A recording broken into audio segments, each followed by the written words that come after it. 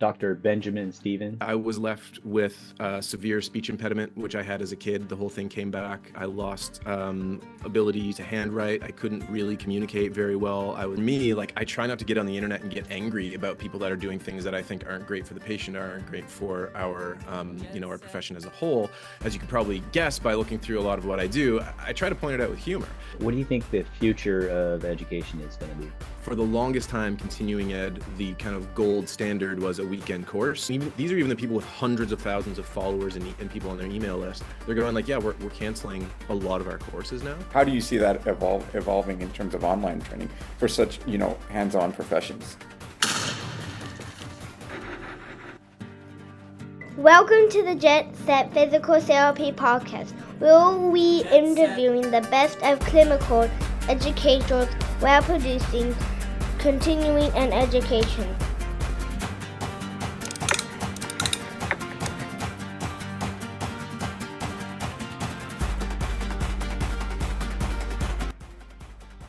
Welcome to the Jet Set Physical Therapy Podcast. We are on this show with Dr. Benjamin Stevens. He is a chiropractor. He runs Con Ed classes, so Jay and I are very interested in people that do that. And dare I say, social media influencer. I'm gonna tell you that because I've been looking at your posts, and this is part of a series that Jay and I are trying to do. But we're looking at people posting things that are really nice and educational, and trying to highlight that so that people that follow us can see it. And then tell us a little bit about yourself. Where are you? Where are you recording from? For one thing, you're the first person ever to call me a social media influencer. The funny thing is, I think we came across each other online primarily because, it's literally, we're recording now the end of May. It was literally the end of March, 2 months ago, and I was like, you know what? I think I'm actually going to do some shit on social media, and it's gone really, really well. It's just been thousands of new followers in a very short amount of time. But it's really funny that you're just like, hey, maybe even a social media influencer. I was like, You're God, killing my whole career has shifted all of a sudden just from me kind of deciding to actually double down on it. But to be entirely fair, I do love it. I come from a very creative background and a very creative family. So I think a lot of people have certain struggles with wanting to kind of put themselves in front of a camera and talk to a camera or just kind of get creative. And I think it's hard for us not to judge ourselves doing that. I absolutely love it. So for me, it's actually kind of easy. I'm not out there just purely to be an influencer. I actually enjoy the whole schmozzle. But anyway, that's not what you asked. I'm sorry. I just had to latch onto that for a second. You have the perfect charisma for it. Like your posts are really good. So congratulations. Thanks, yeah. Well, thank you. It's going to get nothing but more unhinged. And for anyone that's listening, it's at dr.benjamin.stevens. So there you go. You can go find me. But yeah, I'm a chiropractor. I am originally from the East Coast of Canada. I'll try not to let that accent seep in too much. I'm from New Brunswick, originally on the East Coast, northeast of Maine. Went to school all over the world. Went to chiro school in California at Palmer West in San Jose, California. Ended up moving up here to British Columbia. So I live in a town called Kelowna, British Columbia. It's like if you took Lake Tahoe and Napa Valley and you smashed them together, it's beautiful up here. It's mountains and wineries and golf and lakes and stuff. It's absolutely gorgeous. And so I live in Kelowna, BC. I've been here for 15 years this year. All right. Yeah. One of your posts that I saw, I think you have it like pinned at the top there, is how you overcame quite a few issues, medical issues that you had. I was wondering it's a really inspiring origin story for you. So I was wondering if you could tell people a little bit about that. Sure. Yeah. So to give you a little bit of the context behind it, my parents, I grew up in a very religious household, and my parents are part-time missionaries. They do it less now, but my dad is an engineer by trade. And so he traveled the world, spending a lot of time in really decrepit parts of the world, trying to help people with infrastructure and trying to do a lot kind of through spreading the gospel and so on and so forth. So anyway, when I was in chiro school, I had never gone on any of these trips with them. They had traveled all over the world. And when I was in chiropractic school in San Jose, I had a relatively long spring or summer break at one point, and my parents were going to Bolivia during that time. And so they said, hey, you could come for once. You can't come for the whole trip, but maybe you should come. And so the short version being, I did go. I ended up in the Andes Mountains in Bolivia, out where the Quechua people live out there, and it's a kind of a dying language. And I started getting mildly sick, feeling like I had a cold, feeling like something was going wrong. And in the matter of about 48 hours, I had to evacuate out of there. I ended up in a little single room hospital in a little town in Bolivia where they spoke nothing but Quechua. No idea what they did to me. They just injected me, x-rayed me, did everything they possibly could. No one spoke the language, so we didn't actually know what they were doing. And then I got well enough to get out of that little hospital, fly back to California, thought I was actually doing better. And within about 48 hours of getting back to California, I started going downhill again. So I ended up walking in the emergency room at Stanford in Palo Alto. And they started doing all these tests and they went, "How are you walking right now? How are you even upright?" I had liver failure, kidney failure, a heart murmur. My lungs were filling with fluid. I had a headache you couldn't imagine. And they said, "This looks like meningitis, that you're lucky to be alive right now." And I went, "Yeah, it had crossed my mind that maybe this was meningitis." And so I got into the hospital at Stanford. They ran all these tests. They essentially couldn't figure out exactly what it was that had kind of ravaged me, so to speak. But I had all these neurological deficits. I had a multiple organ system failure, and I was in the hospital at Stanford for a while. And during that time, I lost 27 pounds in the 2 weeks between when I started feeling not great and when I ended up in the hospital, ended up getting out of the hospital later. And they kind of said, "There's nothing we can do for you. You don't actually have any kind of disease at this point. We don't know what it was. Whatever it was seems to have kicked it while you were in Bolivia. There's nothing we can do for you besides nurse you back to health enough to get you out the door." And so I left Stanford, and the best guess was that it was either meningitis or it's called HACE, high altitude cerebral edema, which is essentially it's exactly what it sounds like. Some people have certain unfortunate reactions to edema and their brain swells at altitude. And so, I was left with severe speech impediment, which I had as a kid. The whole thing came back. I lost ability to handwrite. I couldn't really communicate very well. I was dizzy, falling over all the time. It was like I had a pretty bad brain injury. And then I had to walk back into school and try to get school finished on time. Time And to study. so it was an ordeal, to say the least. So that probably was about 7 to 9 years of kind of full recovery on the vast majority of that. Just the fine motor skills, being able to kind of print and write again, being able to kind of communicate as clearly as I wanted to again, and doing a lot of very specific things. Took a long time. And so that was, to say the least, that was a large barrier to getting really good at the job when 2/3 of the way through school, all of a sudden my brain really wasn't working. Yeah, Oh wow. So this happened during chiropractic school then. Yeah, this happened during chiropractic school, so this would have Wow. been 17 years ago or something now. My goodness. Very, Okay. right before board exams. Very unfortunate Oof. timing. Oof. My. You still pass Yeah, those? no. Sorry? You still pass those? Yeah, I mean, one of the things in that post you'd see on Instagram, I'm very fortunate that I'm a nerd through and through. I actually love school. I found school relatively easy. I was one of those people that never had to cram before tests. I loved sitting and listening and understanding. A lot of teachers got annoyed with me because I was constantly asking questions and constantly challenging them on things. But I was that person that I didn't want to memorize. I wanted to understand. And so it's in a strange way that sounds more intimidating to some people, but to me, it made school significantly easier. Like I just hated the idea of not understanding what we were supposed to know. I didn't want to know it. I wanted to know why.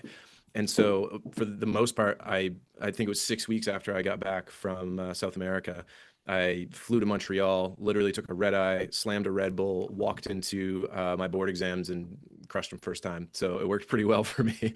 I was Wow. very, very lucky actually Nice. that it was all multiple choice. That version of it was just a million multiple Mhm. choice because I couldn't write still. So if there was anything that we would had to like write, it would have looked like a kindergartner trying to write. At that stage, I literally had to think of like what letter comes next. How do you write that letter in order to write anything down? So I'm lucky that it was multiple choice. Giant scantron. As now that you're on the other side, you're an educator now. Um, Yeah. uh, how does that make you feel when you see like another student that's challenging you or is asking a lot of questions? Do you Oh, empathize with I them, or do you see it like, man, I was kind of I must have been annoying. let's say both. Um, yeah, I mean, to me, I love when I see people that are just engaged, that want to know, right? Like regardless of the framing of how they do it, their personality, their verbiage, or the tone or whatever it might be. Like even if someone is like confrontational about it, I actually love that because I would rather someone sit there and be discerning and be skeptical and be like, hold on, this doesn't make sense. teach me, like tell me what I need to know. Why don't I understand this? Because the reality is, especially in our line of work, you got to take this back to a patient. You got to know Mhm. why you're going to do it. You need to know Right, right. everything about the context. So anytime I teach, or anytime I'm sitting and watching one of the educators I work with teach, if someone's constantly challenging them, as long as they're not being that person that's just like, well, what about my grandma's gout on her right big toe? As long as you're not that person that's just asking questions that they want the educator to solve all their personal problems. If they're questions about the Right, right. content, like just go for it. I absolutely love it. Yeah. And then I Jay, yeah, go ahead, Jay. Go ahead, Jay. Yeah, I actually see like looking at your Instagram account, like your curiosity, you're challenging your peers too. Yeah, some of them don't like it, but yeah. yeah, no, I can see it, but Yeah, but yeah. I think it comes from a good place. I mean, I do feel like in whatever field you're in, you have to be mentally and intellectually curious to grow.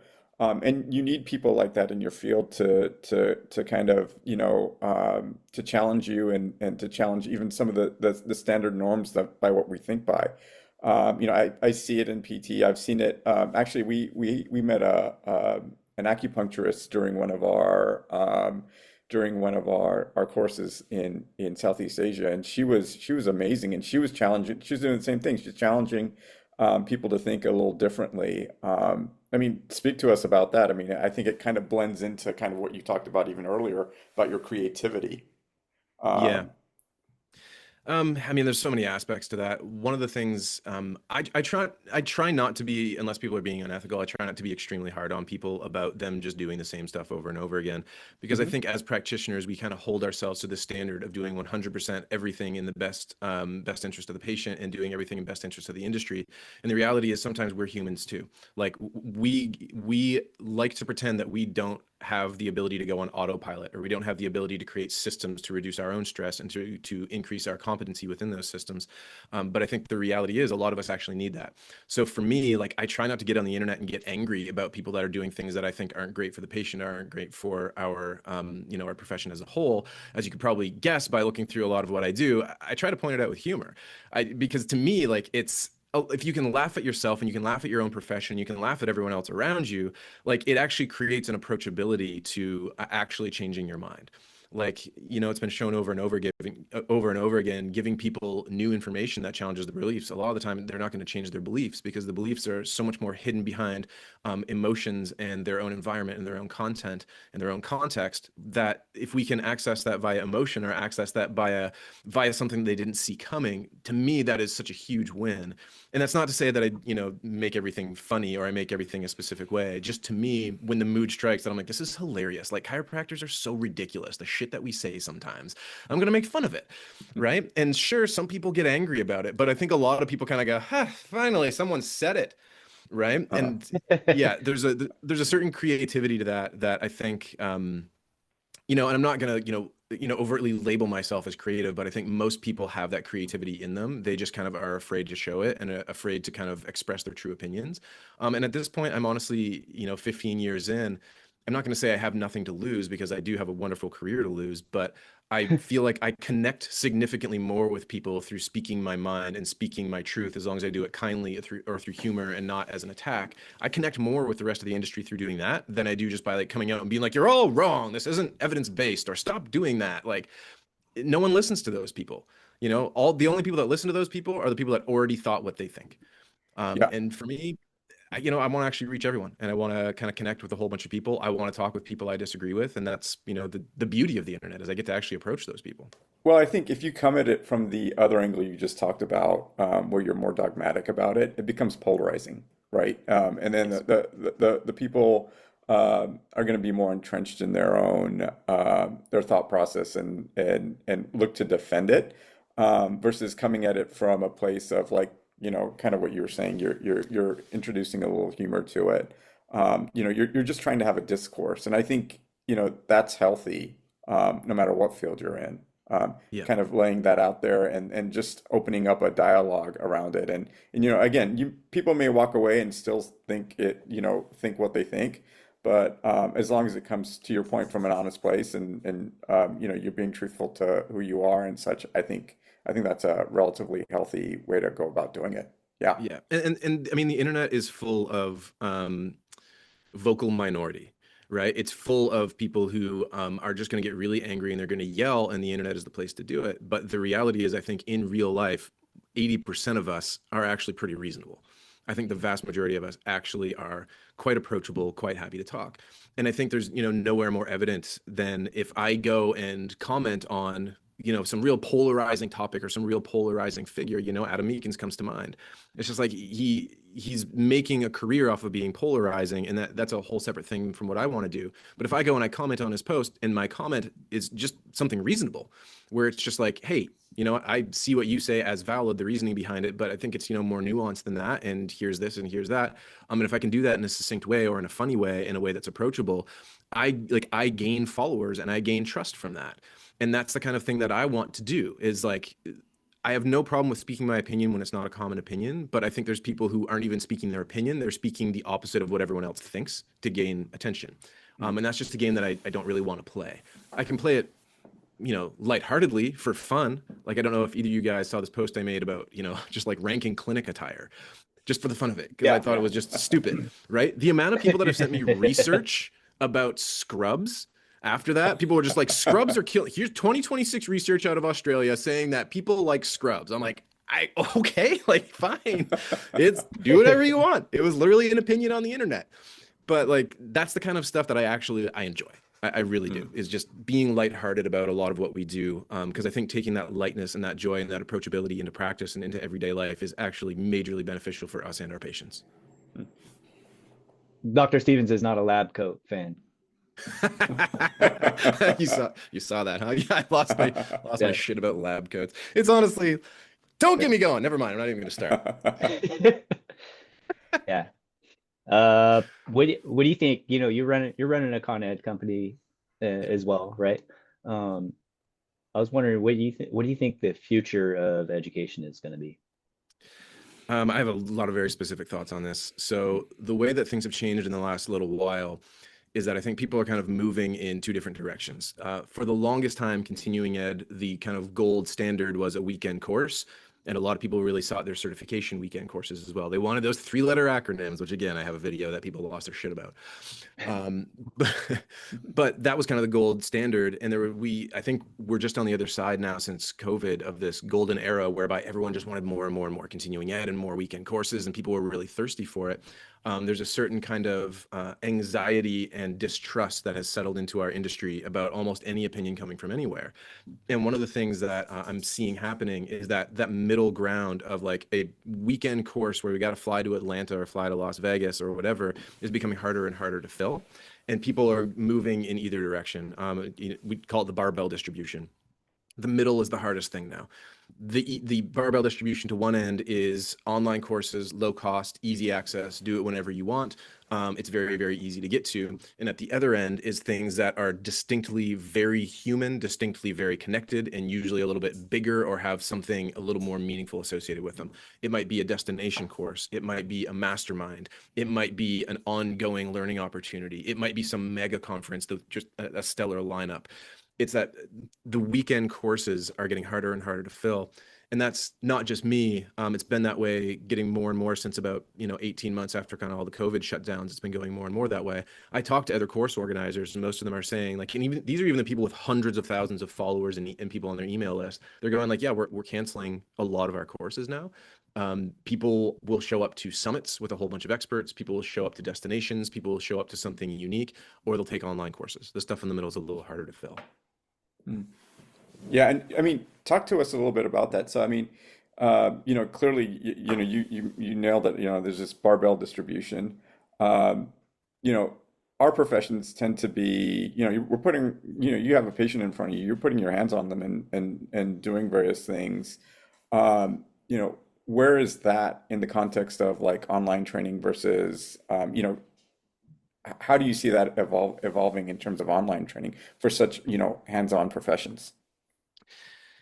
I mean, I feel like my answer is going to be kind of obvious, but I think most people would say it's probably better to do in person. And a lot of that is, for one, there's this instantaneous feedback mechanism a lot of the time of, am I doing this right? Yes, you're doing it right. No, you're not. Let me show you how. And we know from just years and years of research on skill acquisition that skill acquisition is not just about doing the thing, it's about doing the thing with a feedback loop, right? And the more feedback and more immediate the feedback, the better you get at the skill quicker. And that's something that I think we are going to see in the next 10 years, significantly less skilled practitioners with our hands, with every kind of testing, with just the kind of trained eye that we bring to being in practice. I think we're going to see less and less of that. And we're going to see people actually becoming more and more reliant on what they already did. Excuse me. And I think that's just going to be a trend with people going less and less to in-person education and actually practicing the skills under the supervision of someone that knows the skills really well. With that being said, I think that there is continuing ed that is perfectly fine to do online, but it's just going to be mostly information based. And that's, again, it's entirely fine because there are things that we just kind of need to know that are facts or concepts or principles and how they tie together. I think we can do a lot of that online. Probably in my ideal world, a lot of people will get a little bit of both. They'll get their information heavy stuff at home, wearing a hoodie, doing whatever they want, kind of sprinkling it through their lives, but then they go and practice the actual hands-on skills. Because the hands-on skills are actually important. And, you know, despite me wanting to get into arguments with people who quote research about, you know, palpation skills and testing skills and those sorts of things, I think most people, as they get later into their career, they refine what they do just from having so many times where their hands have actually done the skill, whether that's, you know, assessment or intervention, that I just don't think we should ever get fully away from that. You know, regardless of whether or not you're a manual therapist or you're doing something very hands off, I find it very hard to get behind the idea that we should just do all of our education online. As a guy that offers a lot of online education, even Yeah. you know. But one of the things I'll say on that as well is, from a business perspective, I could very easily go down like an old man with his ship, kind of shaking my hand at the sea, just being like, why are you doing this? You should be taking in-person courses, right? I could do that. But I've had this conversation with enough people where I've come to the conclusion of, like, if I actually want to help, I need to give people what they want. I can't, it's like we talked about earlier, I can't tell someone they need to go to in-person courses when they have 2 young kids at home. They just bought a clinic. It's really expensive to travel now. And what used to be kind of a relatively simple thing is now a $4,000 weekend or a $5,000 weekend. I can't get angry at them for not doing that. So if I want our profession to be better, I have to find a way to serve them in a way that they want to be served. And so I'm always going to do both in-person and online. But the reality is, if people want online, my job is not to go, no, you're wrong. It's to go, how can I make this as useful as possible, considering you're going to take it online? Right. Yeah, and we're starting to think that there might be a future for some hybrid courses, right, where you're doing half and half. We've already started. Yeah. We've already started doing quite a few courses where as much of the lecture as possible is delivered online before, and then people show up and it's just blasting through hands-on skills. It's actually, I've got a few people on the agenda for later this year and early next year that I haven't published yet, that I haven't worked with them in a few years. They're wanting to get back out there and teach. And that was what I proposed. I said, great, but can we turn everything you've got into online lecture before and make it asynchronous so people can do whenever they want? And then they only have to show up for a day. And that way it's significantly more approachable for people. And I think it takes more work on the presenter's behalf because it's a different mechanism for teaching. Because a lot of the time in-person courses, and you can tell me if this is what it's like, you know, more in the physio world, there's like a big lecture at the start of the weekend on the Saturday, and then usually through the rest of the weekend, it's kind of back and forth between hands-on and lecture, and like call everyone's attention, make everyone do things, call everyone's attention, make everyone do things. And so that's kind of been the norm in our industry for a really long time. And so now educators are going like, well, this builds on itself. Like step 1 leads to step 2, leads to step 3. But if I haven't practiced the skills at each of those, what am I supposed to do? And so a lot of us educators need to evolve a little bit to make it so that we can design our courses from the ground up to be delivered lecture first, hands-on later. And then we have to get really good during the hands-on of reminding people of the concepts that we went through during the lecture. So it's going to get harder for educators, but I do think that probably is the way to go. Yeah, I think it's more respectful also of people's time. You know, to your point, you know, if you've got families and kids and you know, various responsibilities, a whole weekend can sometimes feel like a lot. And you know, you're exactly right. I think some of these weekend courses are evaporating because people just don't, you know, there's the finance piece, but there's also the time piece. You know, time is so incredibly valuable to a lot of folks. And I think that became even more so evident during COVID, right? Like it was like a stop and pause moment. It was kind of an aha moment of like, whoa, we really need to, I need to stop and really think of where I'm at in life and invest the time in the people around me and reconnect. So Yeah, it's an inconvenience factor, and I know this one for sure because I sent out a survey that got about 800 responses, and the number one reason it essentially said, if you have not taken an in-person course during your last continuing ed cycle, what was the primary reason? The number one thing was just the inconvenience. Number three was the cost. And so it was like pretty ridiculous, but eye-opening, where I'm just going like, man, because to me, when I graduated, like how I got into continuing ed was I was flying all over tarnation, spending every last dollar I had because I just wanted to be in those rooms. I wanted to get really good really quick. And so to me, it didn't compute. It's just like, oh, is it inconvenient being good at your job? But at the same time, like I said, I have this understanding of people now where I go, no, you want to be good at your job. You want to be great at your job. There's just a really high barrier with this kind of general anxiety about the future and how things are in the world that has settled into kind of the public persona these days. People are kind of crippled a little bit. And so I don't want to blame them for not going to these things. I need to figure out ways to actually either entice them to do it or to give them education so they can get better at their job in a way that's accessible to them. Yeah. Yeah. People taking parenting way too seriously these days. Trying to be good parents. Like that, my number one job is to be a good parent. That's not how my parents saw it. To be fair, I think people are doing that with every single role in their life. I think people are doing that with literally everything they do. They're holding themselves to this internet Instagram standard of how to be the absolute best at absolutely everything. Parenting being really, really high on the list. Spouse being another one on the list. Community member being another one on the list, so on and so forth. And it's fucking stressful, and I get it. All right. Just realized I swore, and I don't know if I'm allowed to swear on this podcast. But no, you're good. You're good. You're good. You can fucking swear. It's fine. Deal. Do you have just to close it out? Do you have any advice to the next generation of chiropractors or practitioners? I mean, Jay and I are seeing kind of a blending of healing practitioners. I wouldn't even, because a lot of the training you have is like, in your first formative years, but then when you're out of school, that's when you're really learning. Yeah. How to get good at your job. So we're seeing a blend. But do you have any advice to the next generation of clinicians, we'll say? Yeah, I mean, the primary one being get in the right rooms, get some mentors, get people who actually know what they're doing.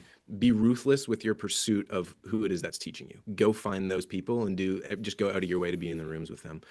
There's this trend that's happening right now, and I know this from a lot of conversations lately through Instagram primarily, where a lot of young practitioners, they're working at 2 clinics or 3 clinics. None of their bosses are really fully invested in making them successful or mentoring them or helping them, and they are lost. And there's people who are out of school 2 years, still not making enough money to live on. They're working like they have a room rented in a gym over here. They're a chiro working in a physio clinic here, or a physio working in a chiro clinic there. And their boss isn't doing anything to really help them besides saying like, hey, you're here, get patients. And that's something that is just not helping anyone. So if you're later in your career listening to this, like you will do wonders for this industry just by actually investing in the next generation. And if you are part of that next generation, go and be ruthless about finding the people who are actually going to mentor you, because one person can actually play that role for like 100 people, whether it's through preceptor programs or whatever it might be. But when it comes to kind of the tools in your tool belt, the skills you learn, all these kind of things, they're great. But you're never going to really master the craft, and you're never going to have the anxiety you have about your imposter syndrome slowly settle unless you actually have this feedback loop that is not purely from your patients. Like you need to be connected to other people in your industry, and you need mentors. And that's something that that's my number one piece of advice. Go be around those people, whether it's, going to an in-person continuing ed, or it's, actually going and working for them. I can't say enough about just being in the rooms with people that have been doing this for a long time, that practice like you want to practice, and can actually show you what to do, and you can bounce ideas off them. You will grow so fast that way compared to doing even what I did, which is move to a town that I knew absolutely no one on the other side of the country, open a clinic straight out of school with no mentors, and just work my ass off. You can do it. You'll kind of be successful on paper, but it won't be smooth. And if you want something that's going to be, anxiety inducing, go do that. But if you want something that's actually going to feel good and you're going to refine your craft and get good at it really quick, pair up with people that have already been doing it for a while that you really admire. Yeah, I'll just jump in before Randall says something here, but I think there's something really powerful in that. I spent years as a mentor, like in a residency program, and the crazy part is I felt like I learned during my time as a mentor from my residents as much as they learned from me. Like and it made me better as a clinician. And I think that's sometimes lost on people because I've had therapists who I've interacted with in the past, and they're like, "No, I don't want any students. I don't want. It's just too much of a hassle, a burden, from my day-to-day schedule." And it's like, no, you grow from this too. Like this is a two-way street. It's not just a one-way street. And there's some real value in that. And I do think it's interesting to see that you're picking up on that from kind of in the chiropractic world that's happening. I see it in the PT world. I think again, to kind of 100%. what we talked about before, there's so many people with so many different priorities nowadays that that's one which I think is getting lost as well. Randall, Yeah, it is. And I completely agree. It serves the mentor very, very well a lot of the time. And I think one of the main reasons being you have to actually understand what you do. Like this is maybe me referencing back to kind of how I went through school. I wanted to understand everything. If you have someone following you around or someone that has like literally needs an answer to the question why at a clinician level of thinking, and you have that present in your life, it is going to sharpen you. Right? I think for some people, they don't want to feel like they have their environment sharpening them. They want to feel like they're in control and they want to feel like they know everything. And having someone there annoying them or asking them questions is an inconvenience to them. But I think the vast majority of great clinicians that I know cannot wait to teach. They cannot wait to mentor. They love being able to show it because they grow so much and it feels good as a mentor to be like, hell yeah, this person is going to go help more people because I helped them. And that's one of the great parts, just being in education in general. Yep.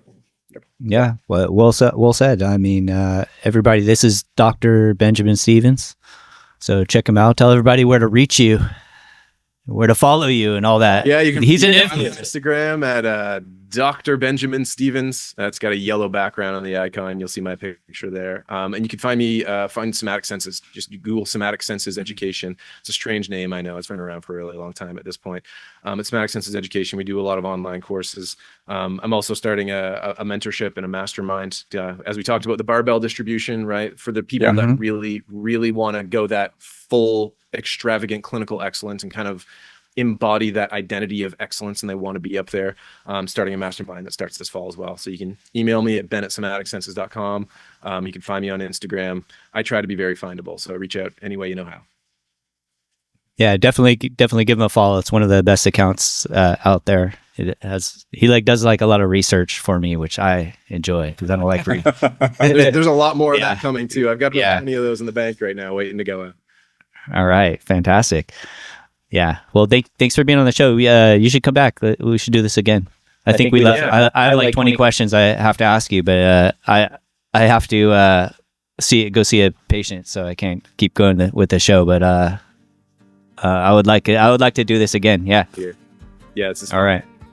All right. Well, thank you very much. Give him a follow, everybody, and thank you, Jay. Yeah. Thanks for your time, Ben. Yeah. Not a problem at all. It's great to meet you guys.